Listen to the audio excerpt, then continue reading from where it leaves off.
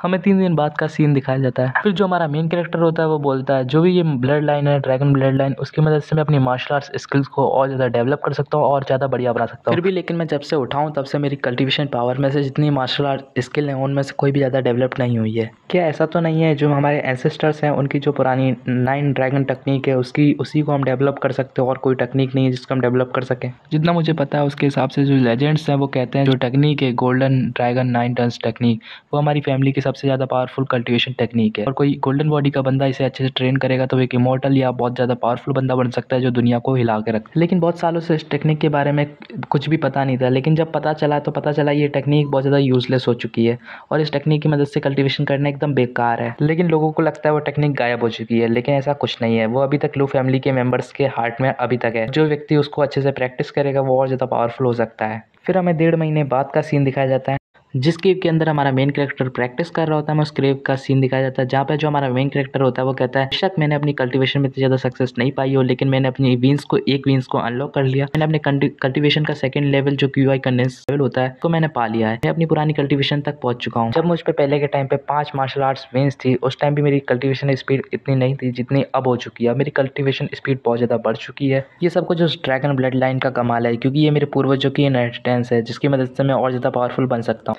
अगर हम यहाँ पर 2 बच्चों को आपस में कंपेयर करते हैं जो सेम लेवल पे हैं लेकिन उन दोनों के पास अलग-अलग वीन्स हैं, जैसे एक बच्चे के पास 5 है और एक बच्चे के पास 1 है। जिस बच्चे की कॉम्बैट पावर ज़्यादा अच्छी होगी वो बच्चा ज़्यादा पावरफुल होगा, ना कि वो किसी की वीन्स की मदद से वो ज़्यादा पावरफुल बनेंगे। और जो हमारा एमसी होता है वो ये भी बोलता है मैंने अपनी सिर्फ मार्शल आर्ट्स वीन्स 1 ओपन करी जब मेरी ऐसी हालत है। अगर मैंने अपनी 3 और वाली रिपेयर कर ली तो इसका ये मतलब मैं तो जीनियस बन जाऊँगा और मेरी जो कल्टीवेशन स्पीड है वो 10x की स्पीड से बहुत ज़्यादा फास्टर हो जाएंगी। हालांकि ऐसा करना थोड़ा मुश्किल होगा क्योंकि ये जो मेरी मार्शल आर्ट्स नई वीन्स है जिनको मुझे वापस रिपेयर करना होगा वो बहुत सारी रिक्वायरमेंट मांगेंगी, जैसे कि मुझे बहुत सारी अपॉर्चुनिटीज़ और बहुत सारे नेचुरल रिसोर्सेज की भी ज़रूरत पड़ेगी और साथ ही साथ मुझे उनके साथ अर्थ लेवल के ट्रेजर की भी ज़रूरत पड़ सकती है। लेकिन कौन जानता है भविष्य में मैंने कभी इस टाइम पे कोई नई अपॉर्चुनिटी मिलने से मैंने अपनी नई वीन्स अनलॉक कर ली तो ये बहुत ज़्यादा बड़ी अपॉर्चुनिटी होगी मेरे लिए। हमारा एमसी ये भी बोलता है लू फैमिली का वो बूढ़ा कुत्ता उससे मैं बदला लेके रहूँगा। वो क्या सोचता है उसके पास थोड़ी पावर क्या है तो वो मुझे हरा सकता है। मैं उससे ज़्यादा पावरफुल बन के उससे अब जरूर हराऊँगा। बेशक वो भी ट्रिक क्यूआई के 6th लेवल पे, लेकिन मैं उससे ज़रूर बदला लूँगा और वो मरने से ज़्यादा दूर नहीं है। फिर हमें सिटी से बाहर का सीन दिखाया जाता है जहाँ पे जो हमारा मेन कैरेक्टर होता है वो वहाँ पे एक वुल्फ से फाइट करने वाला होता है। हमारा मेन कैरेक्टर हमें थोड़ा वुल्फ के बारे में बताता है। ये 2nd लेवल का म्यूटेंट बीस्ट है जो मून वुल्फ के नाम से जाना जाता है। अगर इस बीस्ट की पावर मैं किसी ह्यूमन से कंपेयर करता हूँ तो इसका लेवल आराम से 3rd क्यूआई कंडेंस लेवल के बराबर होगा। शायद मुझे पता नहीं है मैं इसे हरा पाऊंगा भी या नहीं। फिर हमारे मेन कैरेक्टर और उस वुल्फ की फाइट स्टार्ट हो जाती है। हमारा जो मेन कैरेक्टर है वो वुल्फ पे अटैक करता है, वुल्फ हमारे मेन कैरेक्टर पे अटैक करता है, दोनों की फाइट होती है और हमारा मेन कैरेक्टर जीत जाता है और हमारा मेन कैरेक्टर खुश होता है, कहता है कि आखिरकार मैंने अच्छे से इसको मार ही दिया।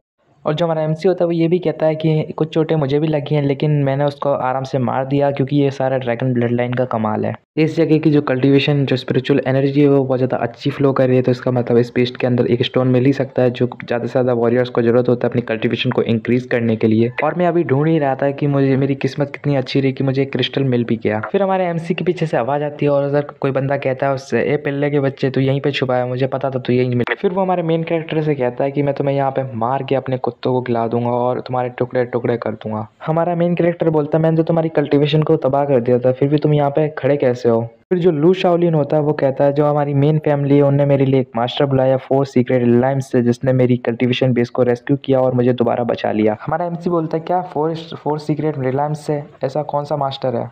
लू शाओलिन कहता है तुम्हें ज़्यादा सवाल पूछने की ज़रूरत नहीं है क्योंकि मरने वाले लोग ज़्यादा सवाल जवाब नहीं पूछा करते। तुम्हें तो ये पता ही होगा तुम यहाँ पे मरने वाले हो तो तुम अपनी आखिरी इच्छा बताए बिना ही मर जाओ। फिर जो लू शाओलिन होता है वो अपने बंदों से कहता है जल्दी से मार दो और जो हमारे पैट्रियार्च का ऑर्डर है उसे फॉलो करो, तुम्हें जो हमारे पैट्रियार्च है वो एक अच्छा सा रिवार्ड दें।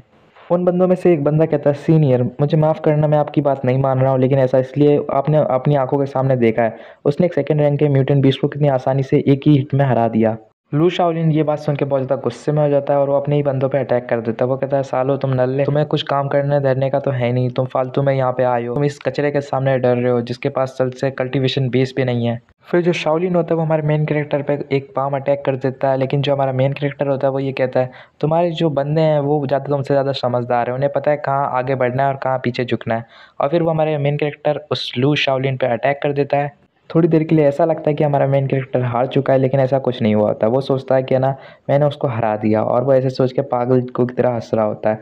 फिर हमें अगले ही सीन में दिखाया जाता है जो हमारा मेन कैरेक्टर का एक ड्रैगन होता है उसके हाथ में से आर पार हो रहा होता है। लेकिन लू हाउ जब तक कुछ समझ पाता वो कंफ्यूज हो चुका था, क्योंकि उसकी जो जो अटैक था वो पूरी तरीके से ख़त्म हो चुका था, और सामने उसके सामने एक ड्रैगन चला आ रहा होता है, और उस ड्रैगन से इतना बड़ा धमाका होता है जो लू हाउ होता है वहीं की वहीं ढेर हो जाता है। वहाँ पे जो लू शाओलिन होता है वो वहाँ पे ढेर हो चुका होता है, और वो वहाँ पे हार चुका होता है। और जो भी उसके बंदे होते हैं वो उसके पास आते हैं, वो कहते हैं मास्टर आप हार चुके इतनी जल्दी। हमारा जो मेन कैरेक्टर होता है वो कहता है इसकी टेक्निक पे इतना दम नहीं था कि जो ये मेरी टेक्निक को हरा दे। अगर तुम इस जगह पे दोबारा नहीं आते तो तुम शायद बच जाते, लेकिन तुमने ये करके बहुत ज़्यादा मेरे को परेशान किया, अब तुम यहाँ पे मरने वाले हो। जो लू हाउ होता है वो कहता है कि तुम मेरे ग्रैंडपा को नहीं जानते, वो तुम्हें मार देगा। वो कहता है मुझे फर्क नहीं पड़ता जो तुम्हारा ग्रैंडपा है, चाहे कोई भी हो। फिर जो हमारे मेन कैरेक्टर है वो दूसरे बंदे में ला देता है लू शाओलिन में, और उसको वहीं की वहीं अपनी किक से मार देता है। शाओलिन के मरते ही उसके जितने भी बंदे होते हैं वो सारे घुटने पे आ जाते हैं, और हमारे मेन कैरेक्टर से कहते हैं प्लीज़ मुझे माफ़ कर दो, हम इस बंदे की वजह से ये सारे काम कर रहे थे, हमें छोड़ दो, हमारी इसमें कोई गलती नहीं है।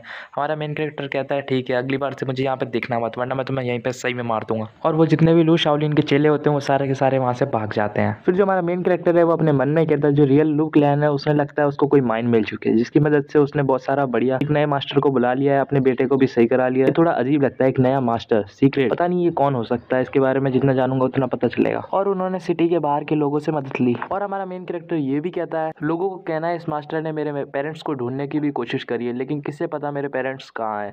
और मुझे ऐसा लगता है ये कोई सोची समझी प्लानिंग है। फिर जो हमारा मेन कैरेक्टर होता है वो थोड़ा हमें लेवल्स के बारे में बताता है। मार्शल आर्ट्स को 4 भागों में डिवाइड किया गया है, और हर एक 4 के 9-9 लेवल हैं। और हमारा जो पहला लेवल आता है वो है बॉडी टेम्परिंग रेलम, दूसरा है qi condense level, true qi realm and holy martial realm. और हमें इस दुनिया के थोड़े से बहुत सेक्टर्स के नाम बताए जाते हैं, हुआंगजी सेक्टर और अर्थली सेक्टर एंड टियानजी सेक्टर्स और शुआनजी सेक्टर भी। ये 4 बहुत बड़े बड़े सेक्टर्स हैं उस पूरी दुनिया के।